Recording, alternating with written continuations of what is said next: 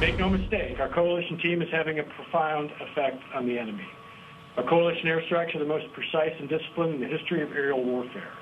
We've been able to impact the enemy in a significant way, and we do it in a way that minimizes civilian casualties. Maybe not. U.S. Central Command says that it's doing a great job right now fighting ISIS, but a new Fox News poll suggests otherwise. A majority of you seem to believe that the president is unprepared to do what it might take to win, and a host of our guests have been saying as well. Former Green Beret Ben Collins says that a lot of you have reason to feel the way you do. Ben, you've heard this argument in the wake of comments by the likes of General Petraeus and others who say, well, ISIS does have the upper hand for now. They might not always, but they do now. So what do we do? Well, they certainly do, and especially if you look at this fight, really, it's a civil-military solution that we need, right? And there's a political solution where we actually have to take the Sunnis back into the fold and actually answer a lot of the problems that have been generated out of a sectarian divide. But from a purely tactical sense, right, if you look at a plan, if we're going to evaluate Obama's plan, effectively, it was contingent on a couple of things. Air power. So air power, and then let's arm the Sunni tribes, and then let's arm the rebels that were within Syria, the moderate rebels. Well, we have to actually enact that plan if we're going to see if it's working. Air power, we've killed 10,000 troops. I mean, this sounds like the Vietnam days, right? Do you believe that?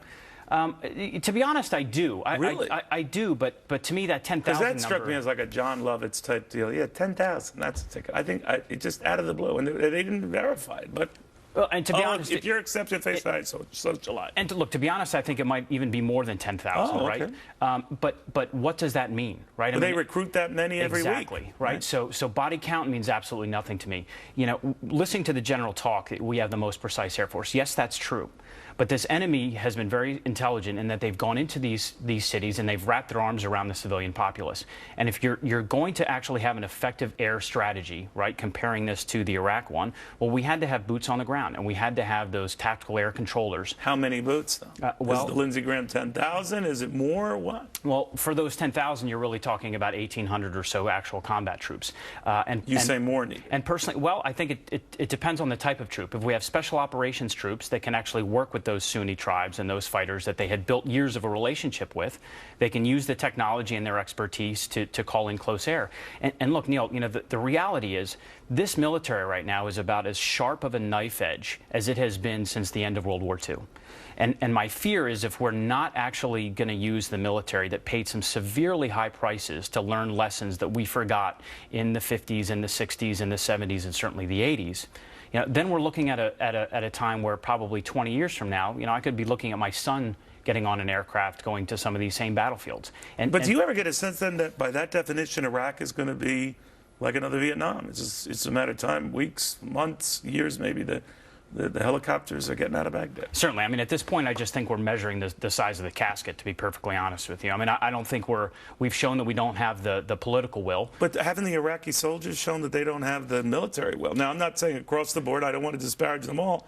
But time and time again, Ben, you know this better than I, that they see ISIS coming and they hop on the fastest van out of there. Now, I can understand, given ISIS's reputation and what they do to people who stick around, but I thought we were training a lot of these guys not to do that. Well, we have thousands of trainers that are in there. We've also earmarked a bunch of weapons for about 8,000 to 10,000 of some even. Yeah, but they have a third of Iraq, right? They have half of Syria. Correct.